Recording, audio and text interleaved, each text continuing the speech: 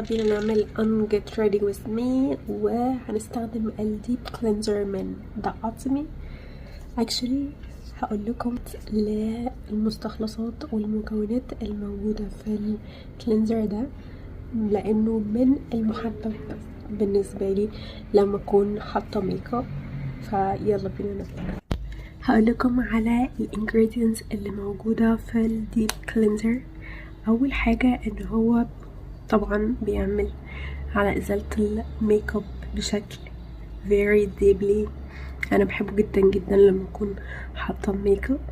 تاني حاجه في ترطيب وتغذيه للبشره، وفي تهدئه البشره، في فازلين، في جليسرين، في كمان زيت المكاديميا وده كمان بيساعد على ترطيب وتغذيه البشره.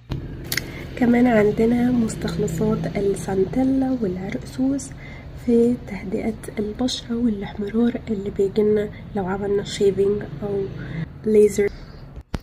كمان في مضادات أكسدة زي الجينسينج والشاي الأخضر، واحنا عارفين الشاي الأخضر حلو جدا للبشرة قد ايه، وبيحسن من مظهر البشرة وكمان بيقلل علامات الشيخوخة.